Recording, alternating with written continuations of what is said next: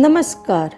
बिहार विधानसभा चुनाव 2020 के तहत आज चिराग पासवान और नड्डा की मुलाकात के बाद यह लगभग तय हो गया कि अगर चिराग एनडीए के बैनर तले चुनाव लड़ते हैं तो वे जेडीयू प्रत्याशियों के खिलाफ कई सीटों पर अपने प्रत्याशी उतारेंगे। लोक जनशक्ति पार्टी एलजेपी के राष्ट्रीय अध्यक्ष चिराग पासवान ने भाजपा को स्पष्ट कर दिया कि बिहार में उनकी पार्टी सिर्फ भाजपा के प्रति जिम्मेदार है, जेडीयू के प्रति नहीं। चिराग ने बीते सोमवार को दिल्ली में भाजपा के राष्ट्रीय अध्यक्ष जेपी नड्डा से मुलाकात में यह बात कही। उधर बिहार भाजपा के केंद्रीय मंत्री गिरिराज सिंह ने चिराग पासवान की तारीफ करते हुए कहा कि वह युवा हैं और बिहार की प्रगति को लेकर सही दिशा में सोच रहे हैं।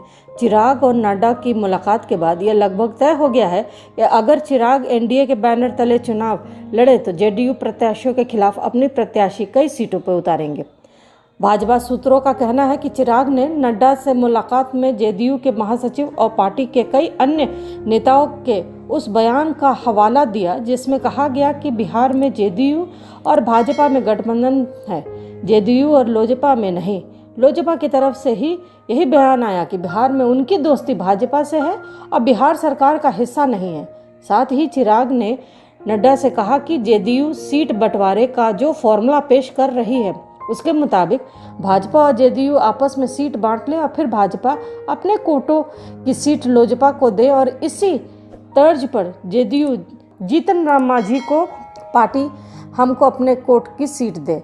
ऐसी स्थिति में लोजपा को भाजपा से जितनी सीटें मिलेंगी और जो सीट भाजपा के खाते में जाएंगी उन पर लोजपा एकजुट होकर चुनाव लड़ेगा, लेकिन जो सीट जेडीयू के खाते में है उस पर एलजेपी अपनी प्रत्याशी उतारने के लिए स्वतंत्र है।